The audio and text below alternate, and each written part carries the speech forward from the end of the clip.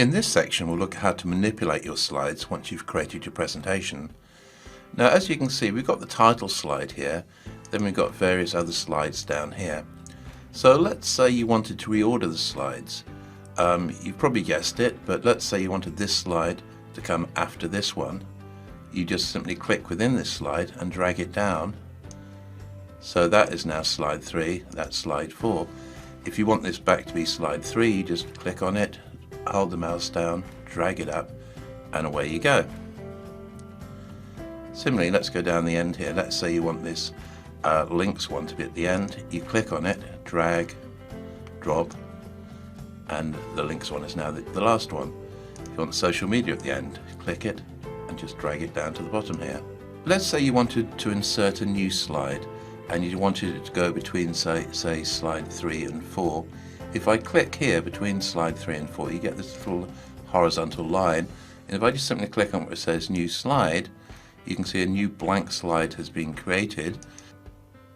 So once I've created a new slide, I can type in a new title and some new information like so. Now you'll notice that all these bullet points here, I've got 1, 2, 3, 4, 5. These 5 bullet points are all kind of at the same level. What we're talking here is on-site and off-site SEO. So really you want on-site and off-site to stand out, and where it says everything within your website and all your links, etc., and the next line, you want those to be indented. And the way you do that is if I click just in front of the E in everything, press the tab key, and that indents it. It doesn't just indent it, notice it's in a slightly different size font and everything else. So with these two here, if I wanted to indent those, I could select both of them.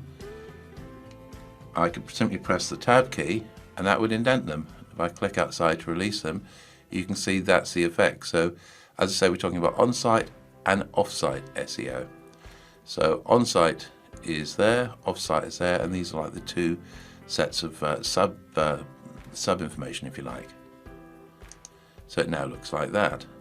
And again, it just makes it more interesting. Instead of all being at the same level, you can see here, for instance, I've done the same thing. Here again, this is at a sub-level to these ones here.